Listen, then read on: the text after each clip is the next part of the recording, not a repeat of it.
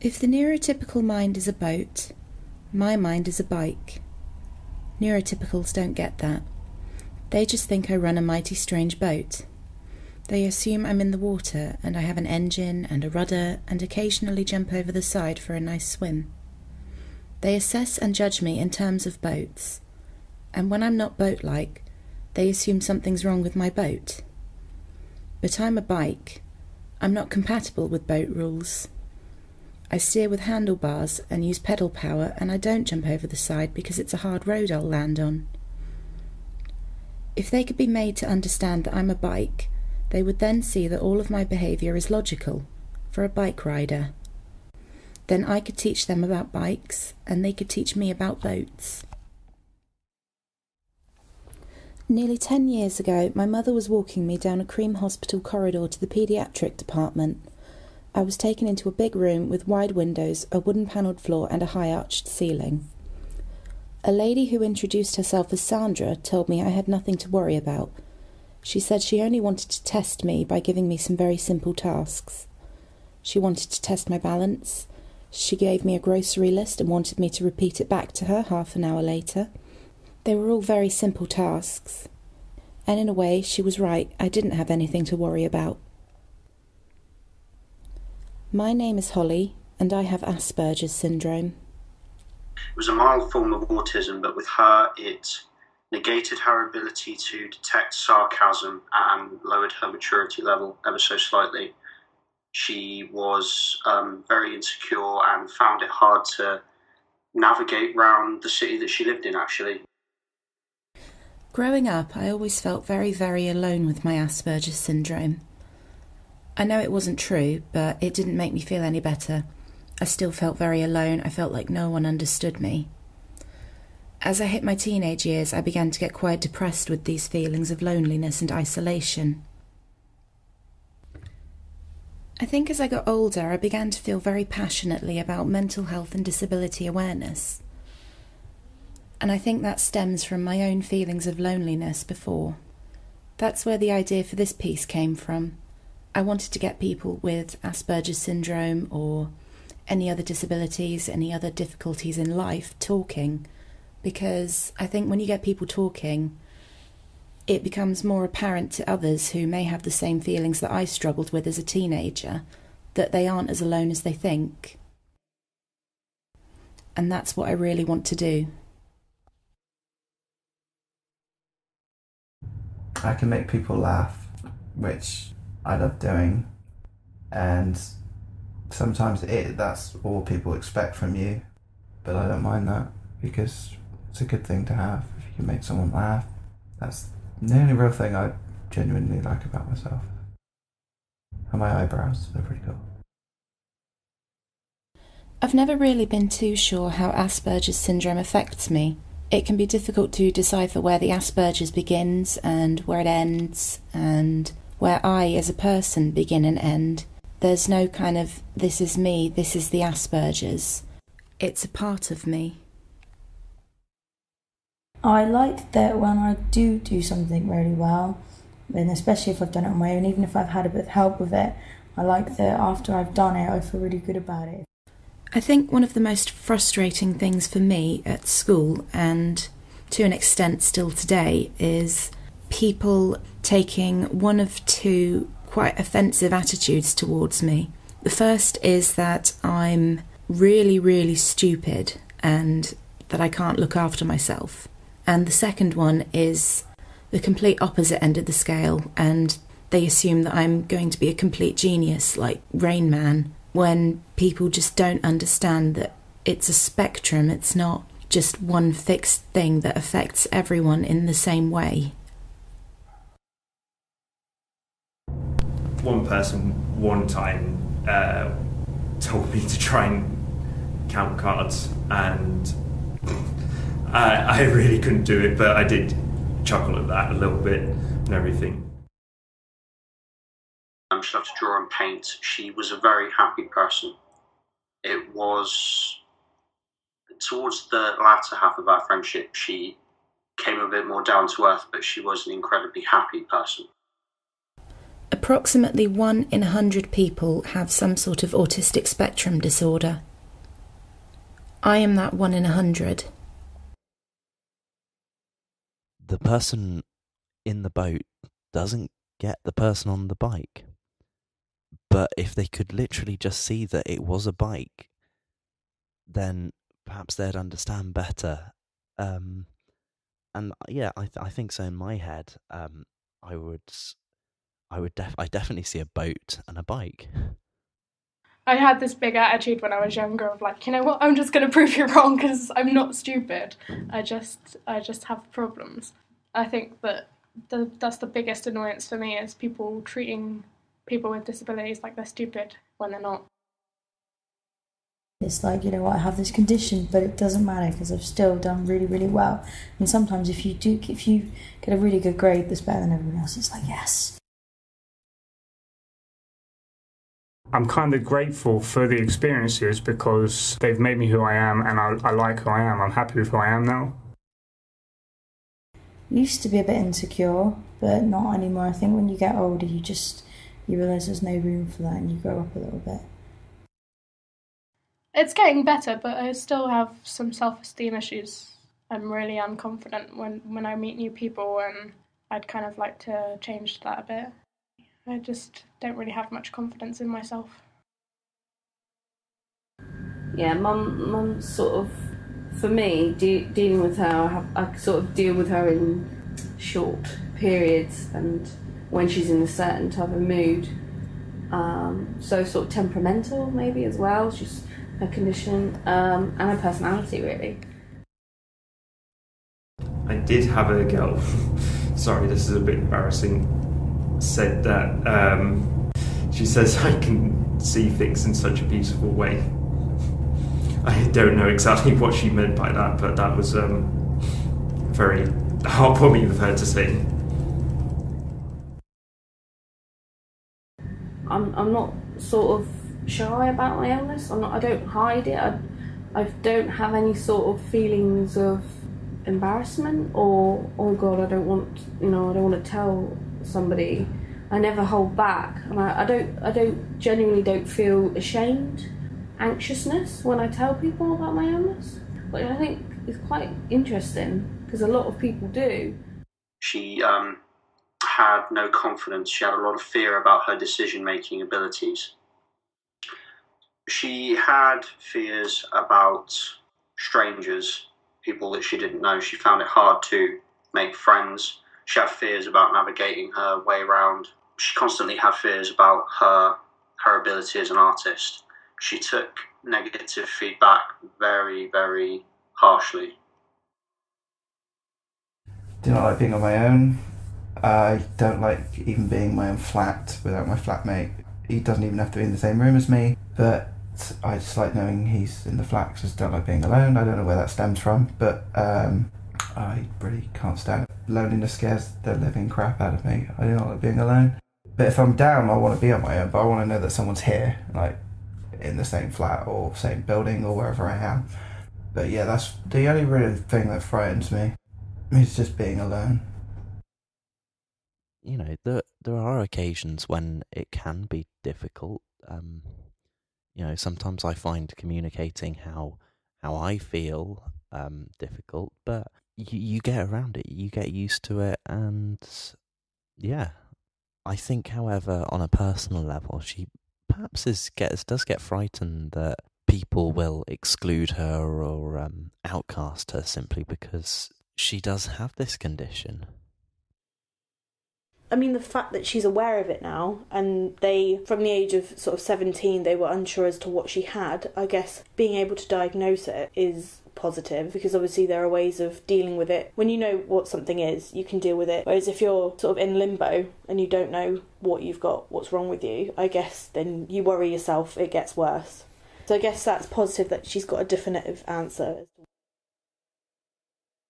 A positive way to think about it is definitely that it's a lovely thing to be unique in your own little ways. That's nice. I love doing my job. I've got the best job ever. How many people get paid to sing? So I love my work. I love playing the piano. which I only really learned through the creative side of when you're manic, you get very creative.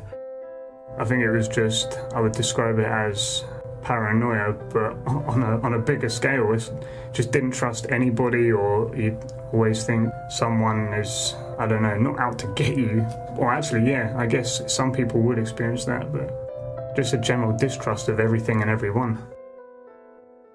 Ruby Wax once said, "When I was in the hospital recovering from my mental breakdown, I didn't get any flowers, but I got a lot of phone calls telling me to perk up. Perk up. Like I never thought of that." I dealt with it by delving into games and just losing myself in them, so I didn't have to worry about what's happening outside of them. So I would wake up, get some food, then just jump straight into a game, sometimes skip breakfast altogether. If I had college, go to college, come back home, play games, and just keep to myself, really, in my room at the time. Didn't really bother to do anything else. It was just my way of dealing with it, so... I wake up, brush your teeth like any normal person would, and then she'll get this overwhelming just sadness. Like, her mood changes from being happy as Larry to miserable in seconds, and it's noticeable to anyone. It's not as if she hides it either. It's like you can tell something sort of clicked in her. I think to go from something like that to now this is kind of a leap. So it's not bothering me so much anymore, which I think is good. Like, I can't remember the last time she didn't have a smile on her face. And I guess with her pregnancy now as well, she has something there that isn't going to bring her mood down at all. And her passion for gaming, I mean, she was very drawn to gaming, especially with her maturity level. She was always drawn back to the icons she grew up with as a child, like very into Sonic, would not leave that sort of, you know, she was in half the real world, half a bubble of her childhood. They're not neurotypical, but that doesn't matter. We're all different, and I think that is, you know, that's across the board. Everyone is their own person, I think. I mean, for me, she was just some other person. I never saw a dividing line in any way. She was just another person, but her family were very overprotective, would often remind her that she's different, would often bring it up, not in a bad way. They weren't trying to spite her. They just loved her. They wanted to protect her. The person who I refer to, well, she's a girl, and well, as a person, it would be very difficult to meet anyone more lovely. Really, she really is just down to earth and straightforward. And in that way, I think it really shelled her, made it hard for her to gain confidence. Ruby Wax also described a feeling of shame for her mental illness. She said this is because when any other part of the body gets ill, you have something to show for it. Bumps and bruises or x-rays. But when the brain gets ill, you've got nothing that you can show people. And for that reason, it feels like people don't believe you. And you can't prove any different. Although I came across, looking back, I now see that I came across as I sort of put on a front to, you know, okay, I'd smile and I'd talk to people and I'd joke around. I don't know, really. It's just very confusing, and you can't control your moods because the chemicals in your brain aren't functioning properly, and it decides for you what your moods are going to be. I just didn't want anything to do with the outside world, and then now it's like the complete opposite. So you could be having the greatest time of your life, good things can happen to you, and you could still be depressed, and vice versa. Horrible things could be happening to you in your life, but you could just wake up completely happy. Well, there was this one person who just flat out assumed I was crazy. That really pissed me off because, you know, I'm just a human. I had my problems. He had no idea like who I am or what I'd gone through. So when I was diagnosed, it wasn't so common. To be fair, it wasn't as well known. I mean, Stephen Fry very much highlighted it in The Secret Life of the Manic Depressive, which is a great show. And there's people on that, like Carrie Fisher, I didn't even know had it. It's nice to be humbling to be in that kind of group. That it's just a general assumption that people with these kind of illnesses are crazy. That I guess. I got a friend whose friend first met me, and she said that I bring the life to the room and stuff like that. But that's not really me. That's just me pretending, me with a mask on, just to fit in, if you will. But I don't know. It's just, it might be me, but I've had this on so long, I don't know what is me and what isn't anymore, you know? And that's kind of scary, but maybe that is who I am meant to be. So I don't know. It's kind of like a paradox in a way. I don't know. 1 in 4 people have some sort of mental health condition. So hypothetically, if 4 of you are listening to this right now, 1 of you has a mental health condition of some sort. Because when I first met her, she wasn't diagnosed yet. And I remember the first time I met her, and I thought she was really quiet. And I thought it was a bit of big-headedness, I guess. From a new town, sort of, I honestly thought that she just didn't want to know people, rather than couldn't, as if, like, she couldn't know people. Well, at first I can seem quite in your face. I think when people first meet me, if I'm having a really hyper day, I'm just like, ah! And people sometimes get put off by that. And if I'm just having like an ordinary day, I just talk to them like any normal person would. And if I'm having a down day, I'm there with my headphones on. So I guess it just depends on first impressions, really. Asperger's syndrome. I have dyslexia and dyscalculate. ADHD, dyslexia, and dyspraxia. Yeah, so it's borderline personality disorder, it would be. It's not so much anymore, but it was manic depression and psychotic paranoia. Oh, well, I have bipolar disorder. Well, I have depression and anxiety myself, and I also have experience with my mother's. She has personality disorder and post-traumatic stress. Right, so my uncle was diagnosed with paranoid schizophrenia. He's had that diagnosis since about 1985. The condition I have is high-functioning autism.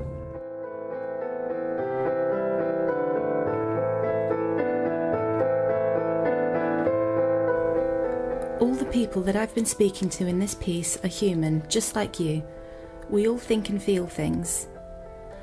I've spoken to a variety of wonderful people, all very interesting with their own quirks, their own talents, their own unique outlook on life. I do a very good Bane impression. I'll get there. It doesn't matter who we are. What matters is our plan. And here's a good one. You merely adopted the dark. I was born in it. And I'm very, very grateful to all of them for helping me take an idea I had and making it reality. Never judge a book by its cover. It's one of my favourite quotes, so I think that's probably the best message that I would want to get out, is to not to judge people before you get to know them and be open-minded about it. That's actually really good. Oh, no, Doctor, now is not the time for fear. That comes later.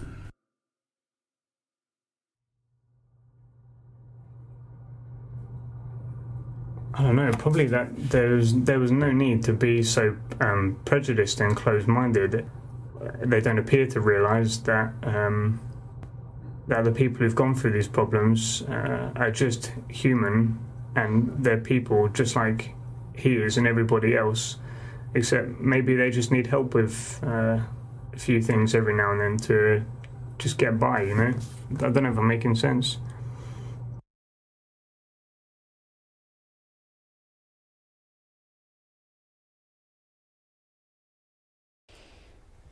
Don't judge too quickly.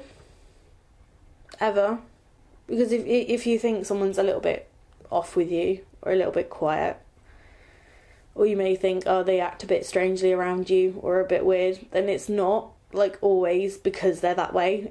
It could be an issue that they're having to deal with separately. And obviously, if you meet someone for the first time, they're not exactly going to come out with, oh, by the way, I've got BPD. So you've got to just take it as it comes, really. And obviously, the more you get to know someone, obviously, the closer your relationship comes, eventually they're going to start talking about it. So I guess it's not to judge a book by its cover, without sounding a little bit cliche. So, in general, I think mental health awareness is kind of getting better.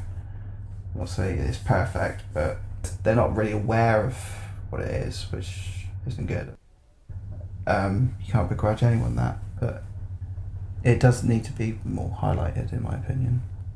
And, you know, I know other people that have it, and they do get moody, and you think it's their fault, it's your fault, and it's not. And you think, oh no, what am I going to do to cheer this person up? So what you do, how to cheer up someone, is that you go on Skype and you draw on your face.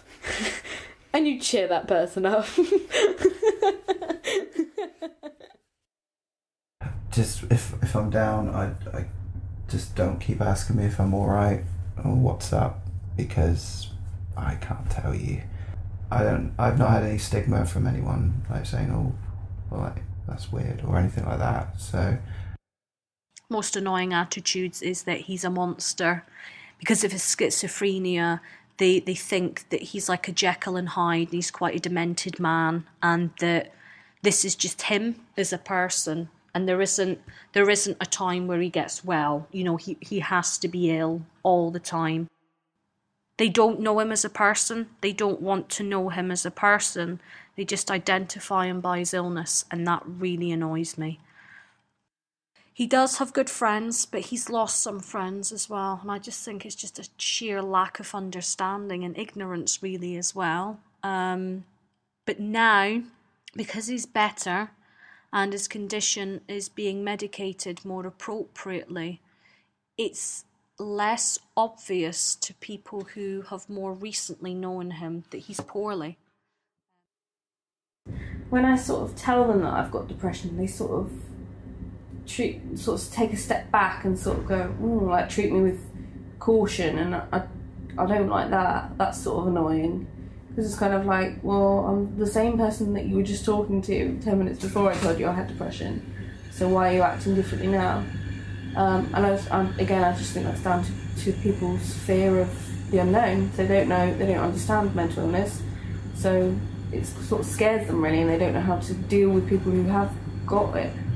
So that's kind of annoying, I would say. Bendito sea, bendito sea. Fantasita de core, clara y sonora. Deseo que la selva cantando el ora. Whatever you do, always see that person on the spectrum as an equal. And just remember, nothing is the same about one person from another on the spectrum, because it is called the autistic spectrum for a reason. Try and be very positive towards them. If you do know someone on the spectrum, do be careful. Don't try and assume anything, and most importantly, treat them as you would treat another person. It's not as bad as people think.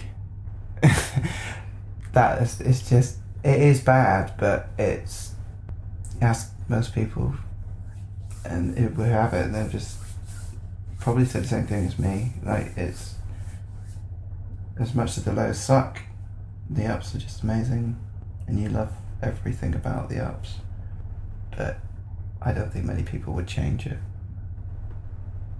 That I understand how horrendous it has to be to go through and actually be diagnosed with that condition, but there is hope.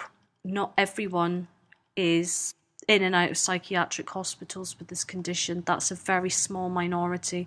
The majority of people with the diagnosis of schizophrenia are normal functioning, and they can carry on with their lives. They are worth something. They can have a good job. They can have a relationship. They can have a family, and that they shouldn't allow their diagnosis to psychologically disable them. Don't worry about the fact that you have a mental illness. It's normal, and just sort of focus on the positive sides of it. And it's not really as bad as people sort of think it is. I mean, sometimes it's hard, sometimes you struggle, but don't sort of dwell on that.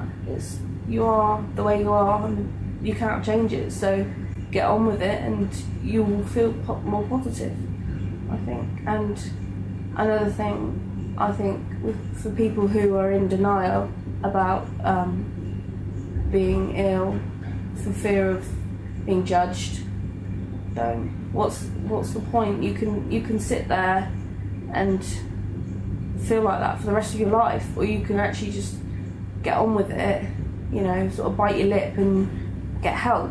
And it's actually not as bad as people think it is. Get help, and then you can live the rest of your life being happier. Fantasità te core, clara e sonora. So, now that we've told you about bikes, can you tell us about boats? Se balance